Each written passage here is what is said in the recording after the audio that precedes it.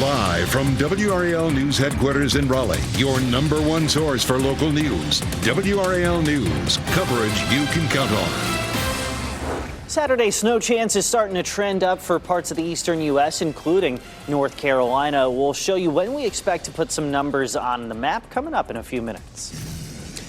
And looking out for icy spots. We are noticing some remaining ice on the roads there, though a lot of roads are looking clear, as you see here on your screen through the WRAL Storm Tracker.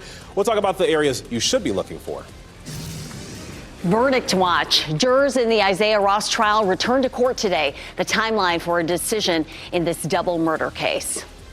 A lot we're tracking for you here at 6 o'clock on your Wednesday morning. Still in a deep freeze. Good morning, everyone. I'm Renee Chu. Yeah, Chris, let me get the deep freeze, and I'm sick of it. However, we still have some days of that deep freeze that we're going to be hanging out for a while here, Chris. You know, you're just going to get conditioned to it. So that's your glass half full approach, even if the glass is just full of ice. 27 degrees right now in Pittsburgh. Got a few clouds overhead that are bailing us out from getting into the teens, but the air very dry, so those clouds not producing any wintry precipitation. I would definitely stay off of the sidewalks. If you plan on getting a run in, I know the treadmill's not ideal, but it might be a good gym morning for you, assuming that your gym is open on time. 11 a.m. temperatures near freezing. As we head into the afternoon, plenty of sunshine, colder as well.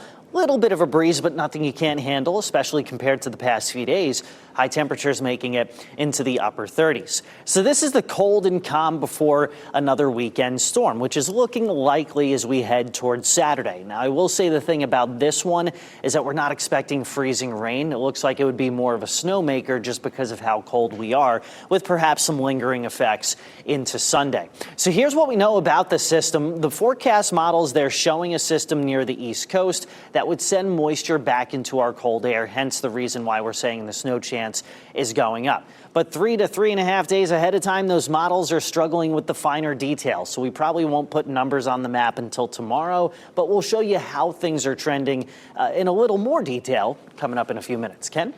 All right, Chris, happening now in the WRAL Traffic Center. Here's what we're looking at in terms of our major routes. They're really clear this morning. This is a live look at I-40 and Wade Avenue. These are the eastbound lanes coming toward us.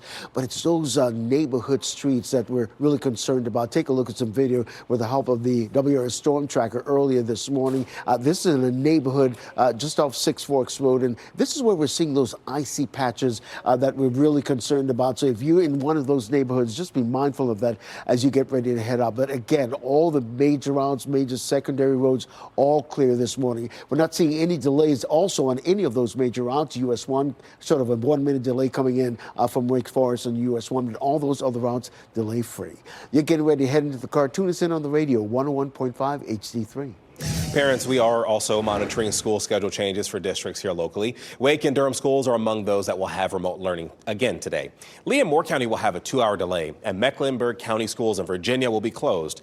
If you want a full list of closings and delays, go ahead and find that on WRAL.com. And you know, with a chance for more winter weather this weekend, now is the time to make sure that you have the WRAL weather app downloaded on your phone. You're going to see updated videos, graphics, and minute-by-minute forecasts. It's free to download. We are trying to learn new information this morning about a police investigation in Fuquay Varina. The WRAL Breaking News Tracker captured this video near NC 540 and US 401 just after 2 a.m. You can see several police cars surrounding another vehicle, and a canine was spotted searching the woods nearby. We are trying to figure out what they are investigating and if anyone is in custody. Happening today, jurors in the Isaiah Ross trial are returning to the courtroom. Court is resuming after winter weather stopped the trial for the last 2 days. Let's go ahead and bring in WRAL's Kelsey Coffey live outside the Orange County Courthouse this morning. And Kelsey, today could be the day that we see a verdict. Yes, Chris, there's a chance that we could be hours away from hearing that verdict. The jury started deliberations last week here inside the Orange County Courthouse, and this morning they'll be back in court. Isaiah Ross is accused of murdering 2 teens, Lyric Woods and Devin Clark, in 2022. Ross's defense attorney argued that Ross shot Devin Clark in self-defense after Clark shot Woods. The prosecution says the shooting was not self-defense because the victims had gunshot wounds in their backs. Both closing arguments pointed to Christian Sykes' testimony. That's the man who says Ross confessed to him over a Snapchat video days after the murders. Sykes says he assumed Ross meant he shot Woods and Clark in the car. The defense argued the evidence doesn't support that. The prosecutor pointed out Ross did not mention self-defense to Sykes in 2022. And you can watch the live stream of this trial on WRAL.com this morning. Be sure to turn on your push notifications on the WRAL News app so you can be the first to know when this verdict comes in. Kelsey Coffey, WRAL News, live in Orange County. Investigators are trying to figure out the cause of this fire in Raleigh. This is video from the WRAL breaking news tracker at the home on Kaplan Drive. This happened last night around 9. The fire department says the property is owned by the Catholic Archdiocese of Raleigh, but the building was unoccupied. There was construction being done on the house. It's not clear if that had anything to do with what started the fire. Nobody was hurt. Firefighters also had to brave ice and bitterly cold temperatures to fight a large house fire in northern Wake County. This was what it looked like off Creedmoor Road. Firefighters told WRAL News a dog died in the fire and another one remains missing right now. Over on WRAL.com, we hear from the fire chief about the challenges of battling a fire of this size when temperatures are so cold. New security video WRAL obtained is giving us a look at the moments leading up to a weekend standoff in Garner. This happened on Sunday as severe winter weather swept through the triangle. And in the video, Garner police officers can be heard yelling, "Get on the ground," before a Tesla Cybertruck pops into view. The truck plows through a neighbor's fence 4 separate times, circles the home, and then leaves view of the frame. Officers can be heard yelling again before you hear gunshots. The neighbor, Daniel Fontana, says that there was about $5,000 worth of damage and that his 8-year-old stepson is shaken from this. It just makes you wonder, like, what if he was outside? What if we were outside? I also have 2 very young daughters that were in the house playing at the time. So it just makes you kind of go through the worst case scenario of what if it was our house that got hit. Now, with this, Garner police say the man driving the truck was identified as Nathan Tharp. Police say that he eventually crashed into a home before barricading himself inside and was later taken into custody and now faces a long list of charges.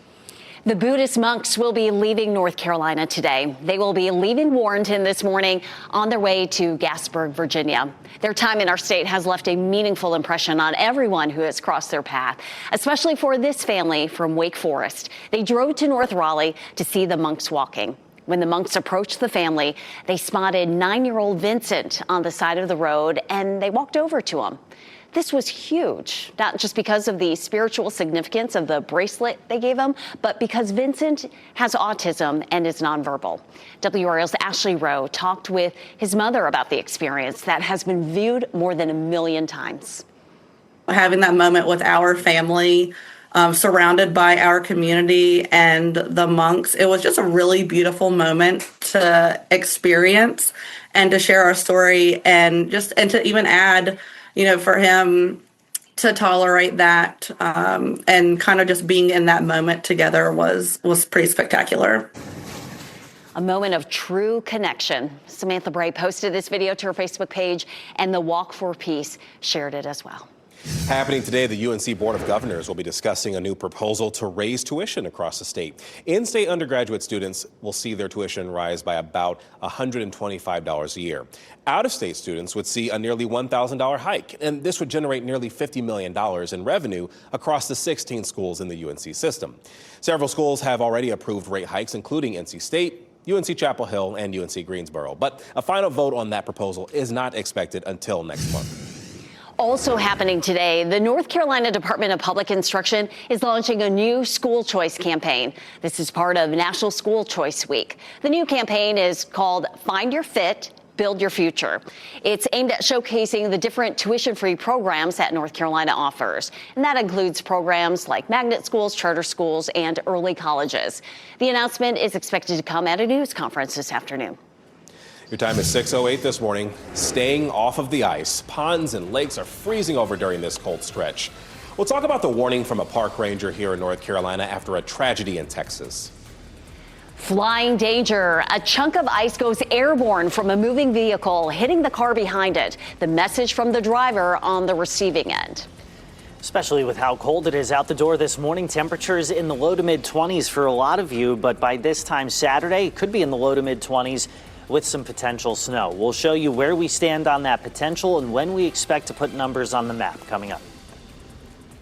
Here's a look at your winning Mega Millions numbers. 4, 20, 38, 56, 66, and the Mega Ball is 5. As you get into your car, tune to WRAL News Plus on your radio. In Raleigh on 99.3 FM. In Durham, 96.5 FM. And everywhere on 101.5 HD3.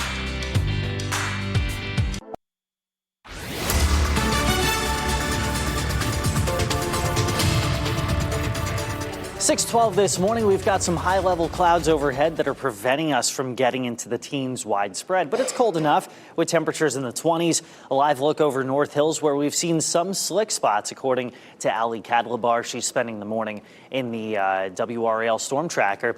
Heading into the afternoon, a little on the breezy side. Cold, Lewisburg 36, Raleigh 38, Fayetteville 42, Goldsboro at 40 degrees. And we're dry for the next 3 days, but Saturday there's the increasing chance for some snow. At least this time it wouldn't be freezing rain or sleet. So that's what we're monitoring heading into Saturday, is an area of low pressure that would toss some moisture back into our cold air. Probably won't know any totals until at least tomorrow, so be checking back for updates. However, I'll show you how things are trending in the recent data coming up in a few minutes. Ken? All right, weather and traffic every 10 minutes. We're monitoring these road conditions out there. And really and truly, the main roads, the secondary roads are really free and clear. It's those neighborhood streets where we're seeing those icy patches. So just be careful if you're in one of those neighborhoods. We're seeing that a lot in North Raleigh. But right now on our major routes, very little to no delays, sort of a 1-minute delay if you're coming in from Wake Forest on US 1. You're getting ready to head into the car. Tune us in on the radio, 101.5 HD3. Well, state leaders are warning people about the dangers of walking on frozen ponds and lakes. And this is because 3 children were killed in Texas after falling through ice on a pond. And you know, we're dealing with one of the coldest weeks we've seen in a decade. Jordan Lake Park Ranger John Bannerman says that if you're going to be near frozen water, do not go alone. If you do fall in, you have somebody to help. And a lot of times if there's somebody with you, tell them to don't try to help you, because then you could have 2 people in the water and not one. So you want them to call for safety as soon as possible. And if you look at that chart right here on your screen, you can get an idea of how much ice can actually withstand in terms of weight. Officials say that if the ice is less than 3 inches thick, you may want to stay away. President Donald Trump is calling for an investigation into the shooting and killing of Alex Preddy by federal agents in Minneapolis. The news comes after a notice to Congress from Homeland Security says 2 officers shot 5 seconds after an agent yelled that Preddy had a gun. That's according to NBC News. Preddy was a legal gun owner. Video appears to show the gun being removed from his waistband before the shooting. Federal officials initially claimed Preddy was a domestic terrorist. The president was asked if he believes that. Well, I haven't heard that, but certainly he shouldn't have been carrying a gun. But hey, look, bottom line, everybody in this room, we view that as a very unfortunate incident, okay? Right. Everyone, unless you're a stupid person. Very, very unfortunate incident. I don't like that he had a gun. I don't like that he had 2 fully loaded magazines. That's a lot of bad stuff. In response to the shooting, the president is putting Border Czar Tom Homan in charge of immigration enforcement in Minnesota. Border Patrol Commander Greg Bovino was previously in charge. He's now being sent back to his previous job in California. A man is in police custody after attacking Congresswoman Ilhan Omar at a town hall in Minneapolis. Video shows the man trying to spray an unknown substance at her, and this happened after she called DHS Secretary Kristi Noem to resign and called for the abolishment of ICE. The man rushed to the podium and then appeared to spray the substance from a syringe. It's unclear, though, if it hit Omar. A staffer could be heard saying that she needed to be checked out. Happening now in the WRAL Live Center, we're following some breaking news near the Roseville area. This is a live look with the help of photographer Michael Joyner of a fire on Fowler Road near Mitchell Mill Road. You can see firefighters working to knock down some hot spots. It looks like they have this fire under control. We've got the WRAL breaking news tracker on right there on the scene. As soon as we get a little bit more information about what's happening, we'll let you know. But again, this is a house fire on Fowler Road near Mitchell Mill Road near the Roseville area. You can see firefighters still pouring water on it. As soon as we get any new information, we'll share it with you here in the WRAL Live Center.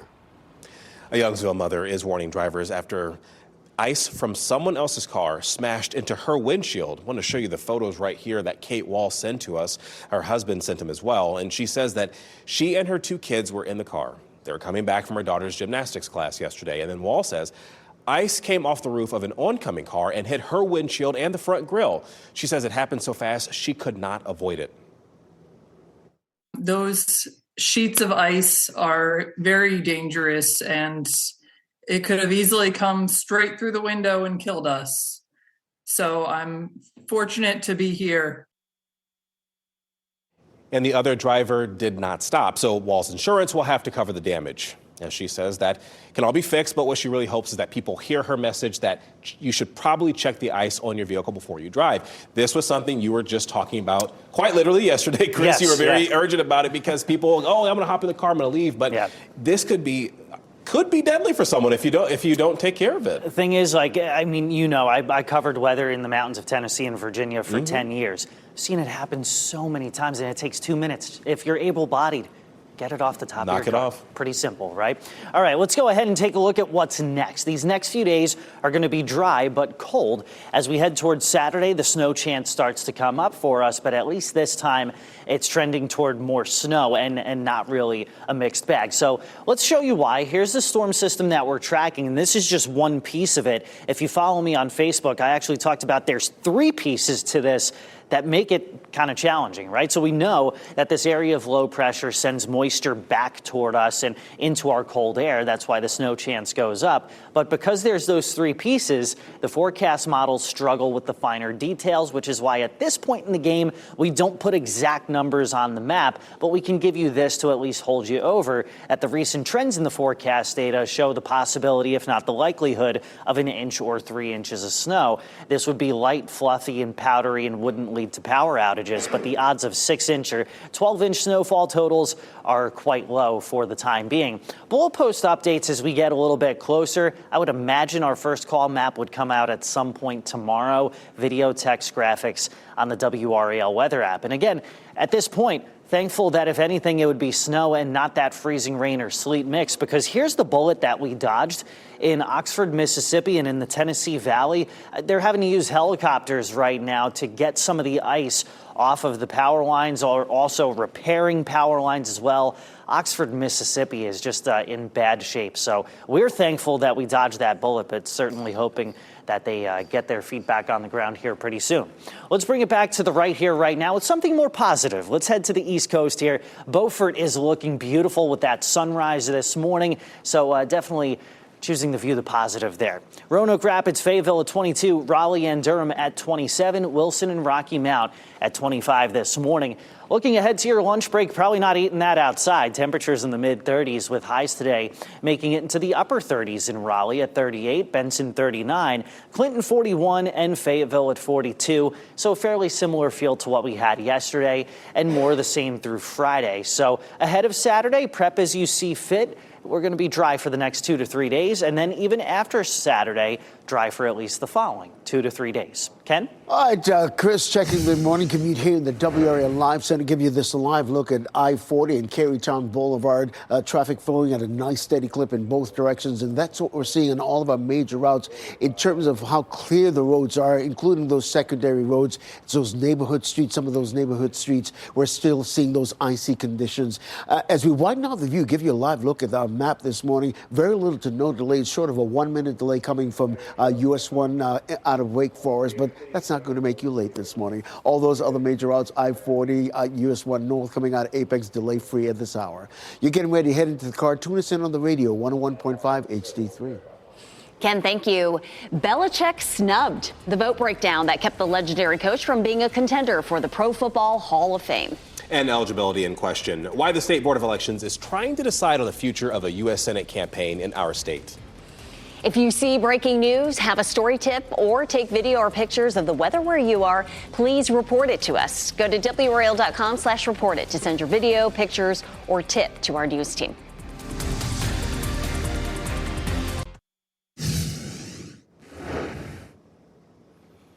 Well, a new document. Are we up a little bit further back? Is that what we're doing? Okay. Belichick story. Okay, make sure they're in the right spot there. Bill Belichick, we're talking about being snubbed by the Pro Football Hall of Fame in his first year of eligibility. According to ESPN, the six-time Super Bowl champion head coach didn't get votes in there. ESPN says that he actually didn't receive the necessary 40 votes from a 50-person panel of media members and other Hall of Famers. That snub was met with significant criticism. It's reported that Belichick was puzzled and a bit disappointed by this. The inductees will be announced next week during Super Bowl festivities, and the Today Show will have more on this decision and the controversy over his girlfriend, Jordan Hudson. That starts at 7 a.m. This What's Trending report is sponsored by Call Dad AC and Heating. A new documentary about America's Next Top Model and Andy Samberg's new Super Bowl ad. All right, let's go ahead and talk a little bit more about that and what's trending. So a new Netflix documentary looking back at the call it complicated history of America's Next Top Model. Tyra Banks joins models and judges from the show to talk about what happened behind the scenes. That'll debut February 16th, and I think it's catching quite a few people off guard that Tyra is actually talking about this. Obviously, the toxicity of the show has been a big topic on the internet. Yeah, and in the trailer, Tyra Banks admits that she may have gone too far. That was really intense, but that was just something that producers demanded from the show. So a lot of backstory to learn about that. Andy Samberg is channeling Neil Diamond for his new Super Bowl commercial. Touching ham, touching cheese, touching you, sweet sandwich time. So Samberg is playing Neil Diamond in the new Hellmann's Mayonnaise commercial. And of course, you all know what that song is a parody of. Yeah, it looks like a fun one there. And just a reminder, you can watch Super Bowl 60 right here on WRAL. I think a lot of people are also excited to see all the other Super Bowl commercials that'll be available. Certainly. Apologies to all you Dukes Mayo fans watching. All right, 6:26 now. We have verdict watch. Jurors in the Isaiah Ross trial return to court today. The timeline for a decision in the double murder case. And we're talking about an early morning fire. The WRAL breaking news tracker at the scene on Fowler Road near Zebulon, where this is happening. We'll talk about what we're trying to figure out from first responders this morning. And it's that prolonged cold spell that's going to last at least into the weekend, while at the same time a storm system forms off the coast. So I'll show you where we're trending with snow potential and when we expect to know more coming up in the next half hour of news. Here's a look at your winning North Carolina Education Lottery numbers.